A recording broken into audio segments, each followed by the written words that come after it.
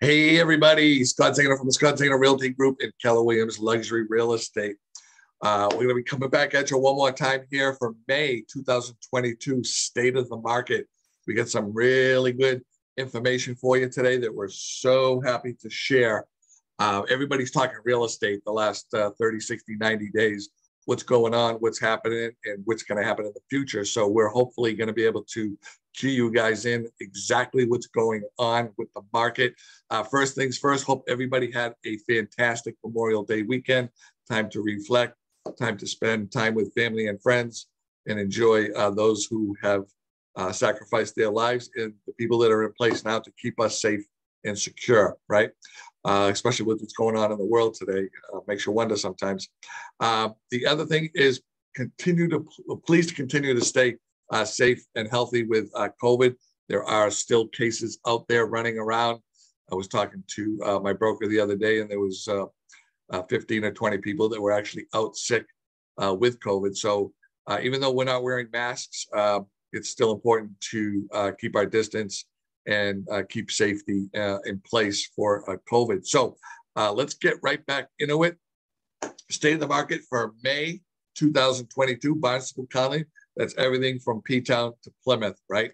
That's what we're going to be talking about mostly. And then we're going to hit some national numbers as well. So let me go ahead and share my screen.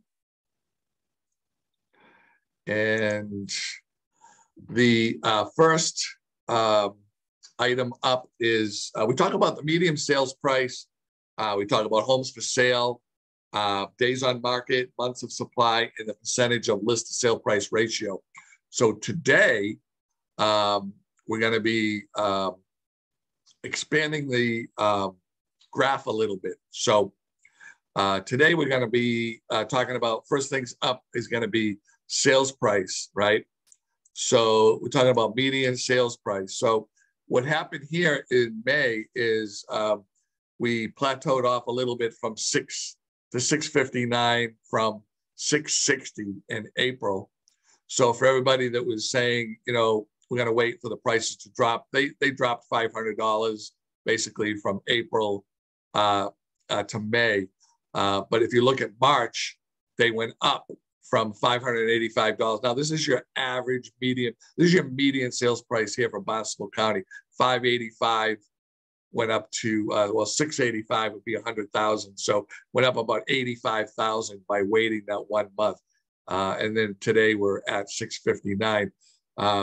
So the next item up, the next quadrant is going to be homes for sale. This is your, how many properties are on the market to sell and available. This includes homes and condos. So we've been teeter-totter in here over the last few months.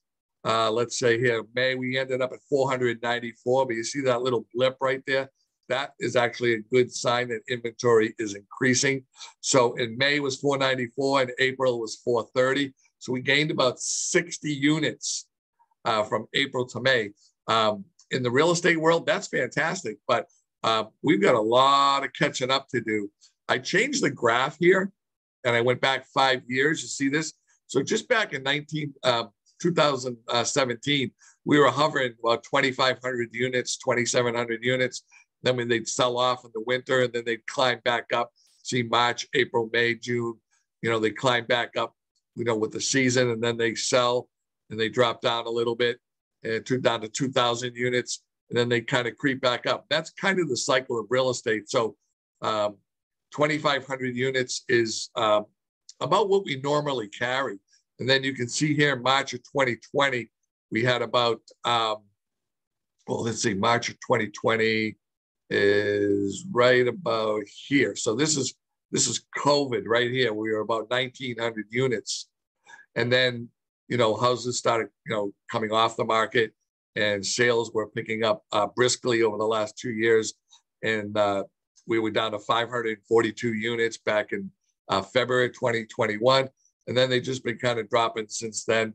And then here we are today at 494 units. So we've got a lot of catching up to do. When you hear news like inventory is picking up, it's picking up, but we're so far behind the 8 ball that it's going to take literally years to get back to where we were. So back here in the 2,500 unit range. I can show you another screen real quick right here, which is, this is my maximum screen. So look at this. We carried as much as 7,000 units, 6,000 units back in '06. So we remember real estate back in '06, '07, '08. It wasn't the best real estate market, but look how many units were for sale, 6,000 units. Now we're down to 494 units. So this graph really says a lot about our inventory and how bad it is. And we need to, get more products on the market. So if you're thinking about selling, now's a great time to sell. It's been a great time to sell, and it's even better time now because now we're really into the heat of the market where people are coming down, looking, buying, and they want to be in. Hopefully, by July 4th, right? That's the whole key. They come down maybe February and March, do a little looking around, buy something, and then put it on the contract, then close, do a little work around the house and be open for July 4th. So that's our typical spring market. All right. So let's talk about days on market. So let's just condense this back to 3 years. So days on market is still sitting at an ultra low at 6, which is ridiculously low. Back before COVID, March of 2020, we were hovering 68 days. Before that, 75, as high as 80 back in 19. So, you get 80, 70, 75, drops down to 39. And here we are today, May, 6 days on market to get your property sold. Scott, is my house going to sell in 6 days if I list it? It could, and a lot of it's going to depend on your price, your presentation, and your promotion. And if you're under 600,000 or 700,000, it should sell very quickly. And then from there, it takes a little bit longer. But on average, we're at 6 days on market. And from April, it was about a wash. And then March, it was at 7 days. So things are still selling very quickly. And if your house is priced correctly and it presents itself and it's promoted to the world, then it should sell in 6 days or less. Let's talk about the months of supply. So months of supply tells us as real estate agents and buyers and sellers is what kind of market are we in? Are we in a seller's market? Are we in a buyer's market? Are we in a neutral market? So typically, anytime there's less than 4 months of inventory, it's going to be a seller's market.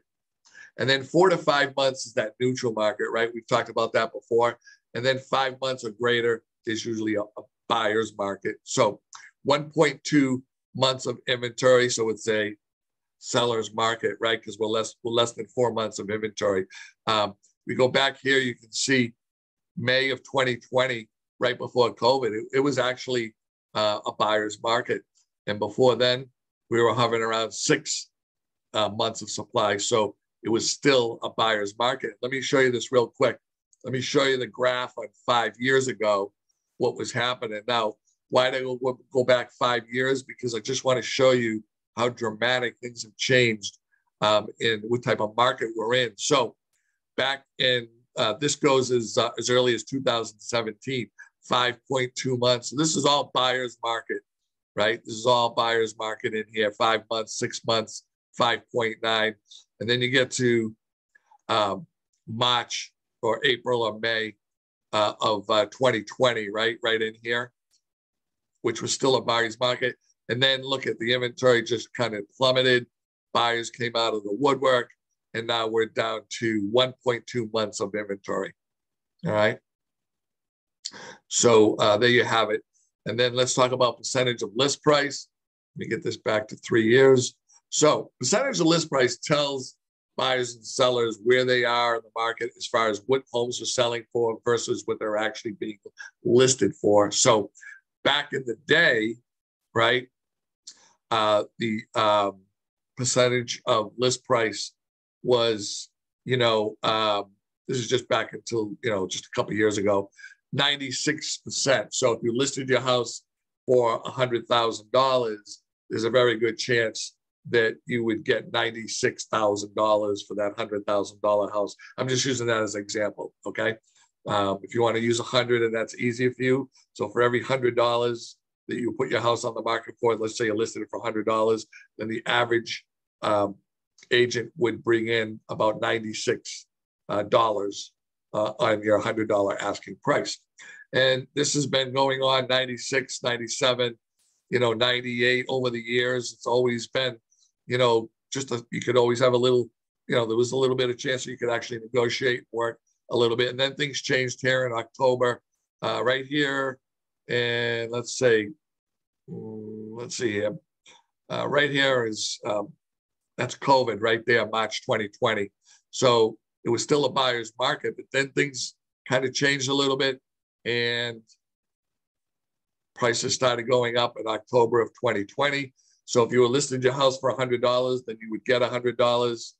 Then things started going up a little bit. They took a little dip. And then back here in June of 2021, you were getting 103.3% over asking. So if you were asking $100, then you would be getting $103,000, another 3% on top of your asking. And then things kind of petered off here a little bit in July and August, and we're down to 100% of August 2021. And then things have kind of plateaued. So if you're averaging, if you're putting your house on the market for $100, there's a good chance you're going to get $100 for it. That was in just the last few months, December, January. But then look at here, prices have started to go up again.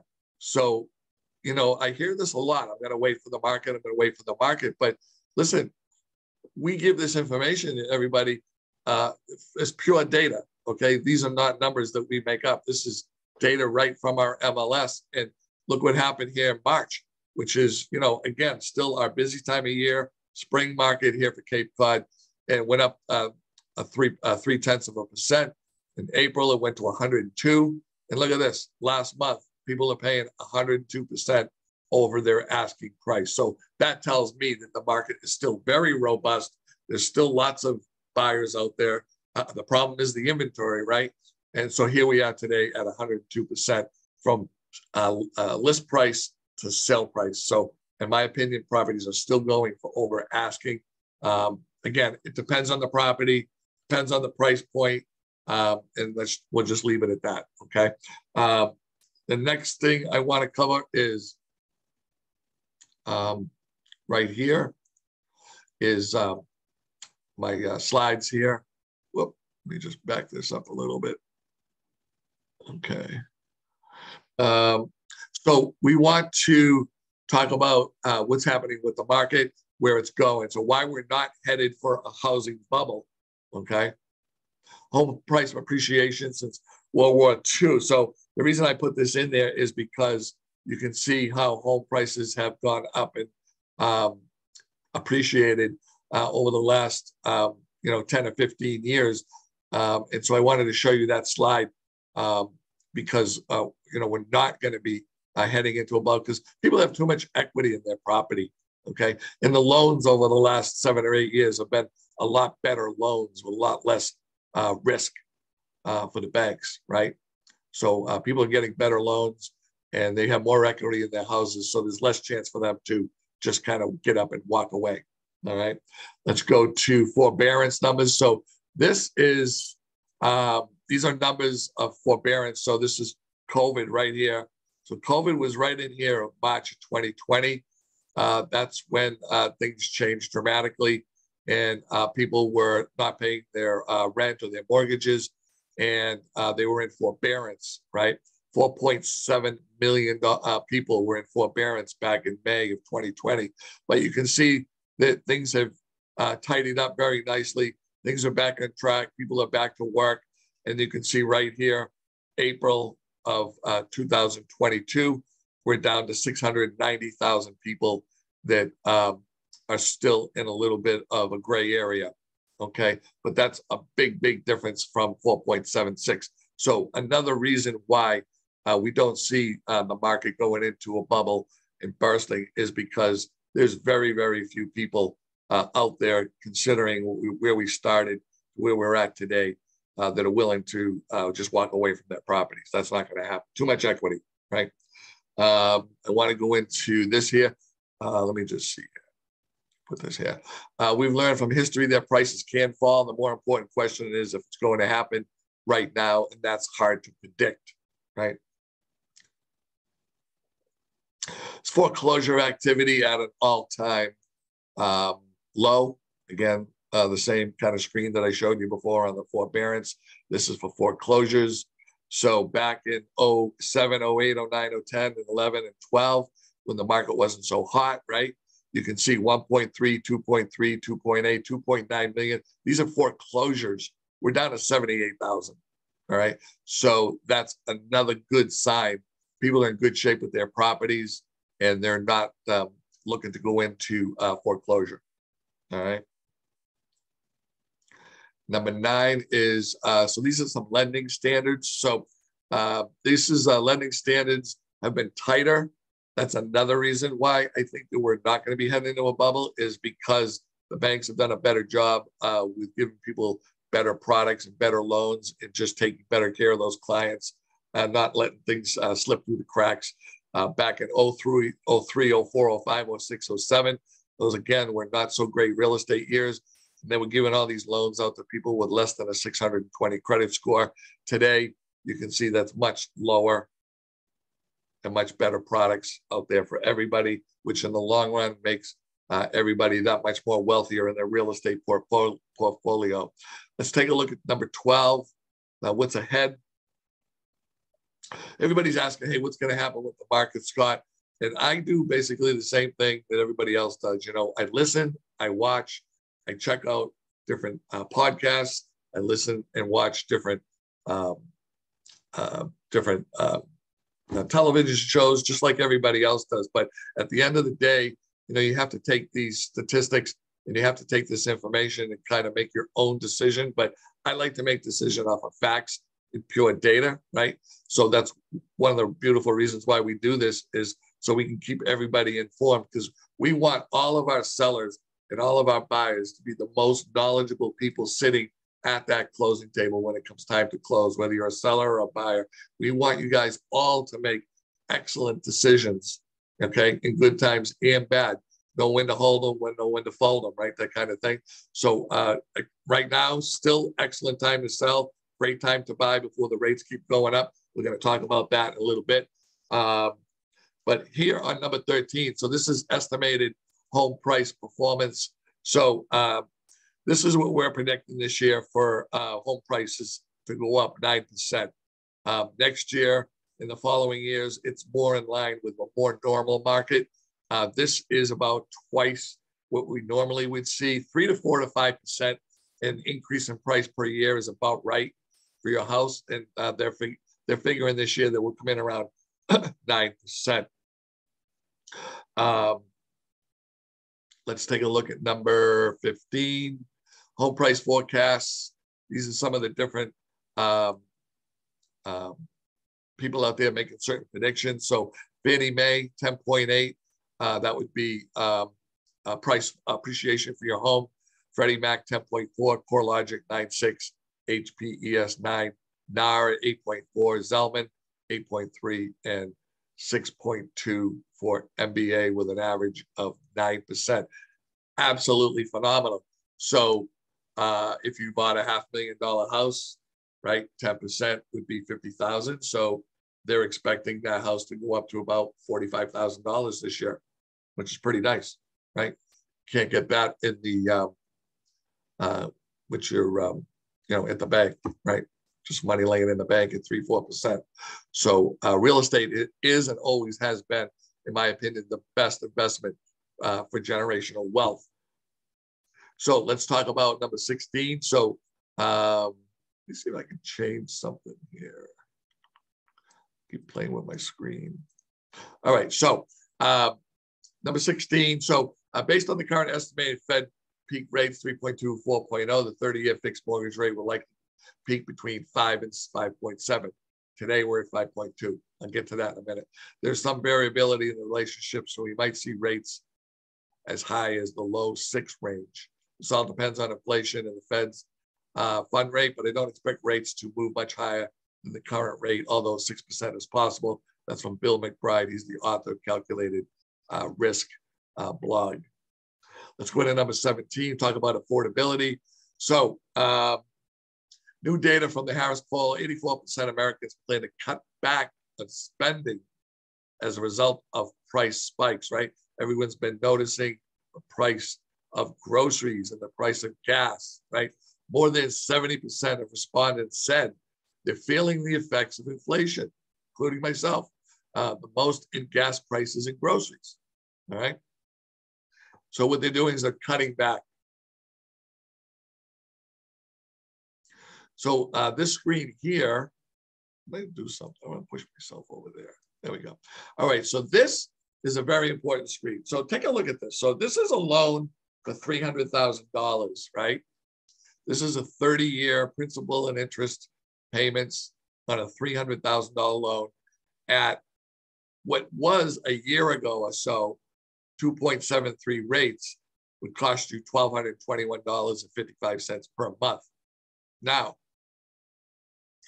here we are a year later, say January of 22, at 3.4. Excuse me, your mortgage would be $1,337. But that was in January. Today, we're at 5.27. So that same amount of money for the same term for principal and interest is now $1,660, which is $400 a month more than last January.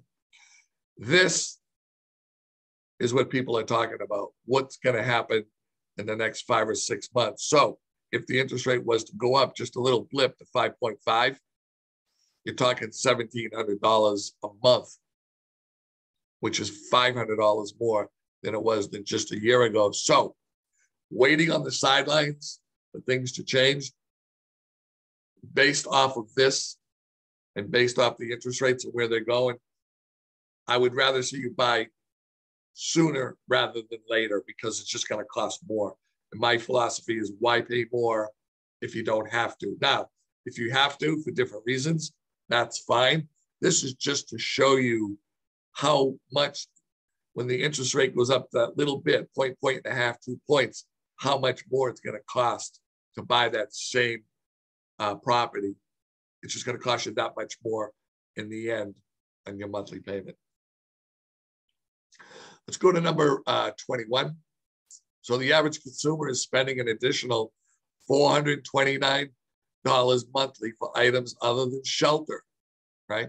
Meanwhile, the average weekly wages just rose $212 per month. So the consumer is short by $217 per month. This means that the average consumer will be looking for a home that is about $41,000 cheaper, right? We've talked about this before. Every time the interest rate goes up a point, your buying power goes down 10%, okay? So if you were looking at $1 million home and the interest rate was a point less, today it's a point more. Now you're looking at a $900,000 home, okay? If you want to equal things out, right? Let's take a look at number 22. Do I have a relevant market opinion based on facts? I do. I think that the housing market is going to pretty much stay the same throughout the year. I think the interest rates are going to probably go up and down a little bit and probably end up closer to the 5.5 at the end of the year. And I think that inventory is going to come up a little bit like it has, but we're so far behind the 8 ball that it's not going to matter. We're still going to have great prices for sellers that are listing their property, still going to get great numbers for their property. There's still going to be lots of buyers. There's still going to be long lines. There's still going to be plenty of offers, maybe not as many, maybe not as strong, but there is still going to be a very robust market from between now and the end of the year. And I predicted, home prices, if you're going to put it on the market, that your home to sale to list price ratio would stay about 100%, maybe a smidge over. So that's just my opinion, okay? Based off of what I see. Let's see here. So I want to go to climb up here a little bit, a few of these pages here. So let's talk about this here, number 50. So housing inventory. Where are people coming from? Where are they? Where are more people selling than ever? And it's right here: Washington, Oregon, North Dakota, Oklahoma, Missouri, or Mississippi, excuse me, and then down here in Alaska, looks like. Okay, so that's where most people are selling. These light medium blue in here are stable. Okay, but the dark blues are where a lot of people are selling for whatever reason and then moving to another area. Let's talk about number 59 real quick, buyer demand. So, okay, so whenever there's a property that gets shown and there's a lockbox on there and it's through Showtime, that's a company that you call up as an agent and you get access to the house through the lockbox, right? Everyone's seen those lockboxes. Well, Showtime lockboxes have, there's ways that you can tell, you know, when people come, when people leave, how long that they've stayed. And then there's usually a feedback menu to get feedback from the agents on the property. So these numbers are from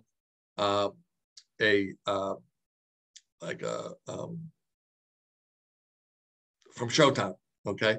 And these numbers are showing, it lets everybody know, how active is the market based off how many people are turning the key to go in there and look at the property, right? It makes perfect sense. If you got more people coming in, then the market's up. If you have less people going into those properties, then it shows that the market is slowing or weakening down, right? That's why we use all this data. So year over year increase in showing activity in March 22. Okay, was sensed on a slight slowdown in the western region of the U.S. and year over year showing index values, although they are still very strong activity. The demand per listing is still at historically unprecedented levels, but for the first time in the last 12 months, it's neutral. So showings were up higher than ever, but over the last 12 months, they have noticed a slight decrease and more neutral, okay? It's good stuff, right? So this is where the buyer traffic is going. So people say, where's everybody moving to? So there's very strong buyer traffic over here in the dark blue states, okay? The medium blue states, all over here, down Texas, Florida, South, Midwest, New England, over here in California, still a lot of buying going on. All right. So that just gives you an idea where people are going. I heard the other day, 1,200 people a day are moving into Florida. I don't know if it's true or not. That's what I heard. Let's go to number 62. Let's talk about mortgage rates real quick again. Here we are today at 5.27. If you look at this, it's very tough to see on this graph, but these, let's see here. Let's see if I can make it increase. Okay, there we go. All right, so just in March, you were right here, which is like 3.7. Okay, and here we are today at 5.2. You know, interest over time adds up. If you ever look at your loan, take a look at it someday when you get a loan. It'll tell you the amount that you financed, and then it'll tell you how much you're paying in interest at the bottom after a 30-year mortgage, if you were to keep the mortgage for the whole 30 years. And I think that you'll find that it's very interesting how much interest gets paid. So the lower the interest rate, the less you'll pay, the less your mortgage will be. Jump in, the water's fine, right? 5.2 is still an amazing rate. I remember when I bought my first house back in the 80s, it was, I don't know, 8.5%. Yes, the properties were less expensive, but it's all relative. I was making a lot less money too, right? So what I'm saying is, if the opportunity is there and you have the money and you have the credit, waiting, I think, is just going to end up costing more in the long run. So today we're at 5.2 for 30 years, and it's still a very, very good rate. Maybe look at an adjustable rate. Talk to your lender and see maybe they can do a 4.75 or a 4.7 adjustable rate that's locked in for say 5 or 10 years. So those are always a good option. So you want to talk to your lender about adjustable rates. One thing I do want to mention real quick is you do not need 20% to buy a home. I had just had a buyer that purchased a home recently from us, and his thought process was, I can't buy a home because I don't have 20%. And I says, well, what made you think you need 20%? You can do it with as little as 3.5% through some of these government-backed loans. And he goes, so you mean to tell me if I could give you 3.5%, I could buy a house? And I said, yes. I said, push, get your closing costs. He said, how much is the whole thing? And I told him, and he goes, I have that. And I said, well, you should probably buy a house. Guess what? We put an offer in the other day on a piece of property, and he's buying a house. So just to keep in mind, you do not need 20%. Now, you will have to pay the PMI, but I'd rather see you buy a house today and get in now while you can, while the prices are still, good, and they'll continue to climb and be even better. Then wait, to have 20%. You can always wait till you have that 20% equity, and you can refinance the loan and then do away with the private mortgage insurance, right? Everybody knows that. So you do have to pay the PMI if you don't put the extra money down, but at least you got your toe in the water, you got a nice house for your family, and your nice, safe and secure place to live, and you get all the tax write-offs and benefits to boot. All right. So that's number. Let's go to number 65 here real quick. So these are some of the more mortgage rate projections. We talked about this before. So Freddie Mac, Fannie Mae, MBA, NAR, all have got their predictions for third and fourth quarter in the beginning of next year. And they're all averaging out probably just a smidgen under 4.9 at the end of the year. Right now, you're at 5.2. Okay. Mortgage rates, again, where they've been in the past, right? And then how they dropped, and now they've climbed actually back up and surpassed where they were originally back in, looks like 2018. So we're at 5.2 today. Where are they going, Scott? Hard to predict, but this is what the professionals are saying. 4.8, 5.0, 5.0, and 5.0. So that would be the end of the quarter, which would put us at quarter four 2022. They're predicting that the average will, the interest rates will average out, and you'll end up in the fourth quarter probably around 5.0, and they're at 5.2 now. All right. So the interest rates kind of go up, and they kind of go like this. They kind of like, they bobble around like this. Sometimes they spike up a little bit. Sometimes they go down, but they kind of like bobble along. And right now we're at 5.2. All right. Let's go to 68. Mortgage credit availability. All right. So these, this is the mortgage credit ability. Let's see here. Where, right here, number 7. Okay. So this is the lending standards are still under control. So when we had that big housing bubble back in 2004, 5, 6, 7, the housing bubble rate, the score, the mortgage credit availability index, the MCAI, was 868. So again, this is another reason why I go with the data, I go with the pros, I listen to what people that know what they're talking about and have that prediction and that crystal ball, so to speak. And we're sitting at 125 as an MCAI score. So the chances of having a mortgage bubble burst is very, very low because it's so much in control, and we've done so much more to improve the ability to get loans and credit and just kind of got everything together, whereas before it was a little out of hand. So 868 when during the housing bubble was the MCI score. Today, 125. Okay. So that takes care of, let me just, here we are. Okay, so that wraps it up today for a state of the market for May 2022. We want to thank you all so much for tuning in for another market update, and we hope that you're getting excellent value out of this and making good decisions. Our door is always open, so please give us a call if you get any questions, or anybody that's looking to sell or buy or anything like that, or 1031 tax exchange. Give us a call. We don't have all the answers, but if we don't have the answer, I promise you we will find you the answer. My number is 508-566-0051, or you can shoot me an email at scott@scottzanogroup.com. Thank you so much. Have a great day. Make smart decisions. Give us a call if you need any assistance. You know, everybody's looking to buy or sell. Please keep us in mind. We love what we do. We love helping people. Thank you. God bless. Talk to you later. Bye-bye.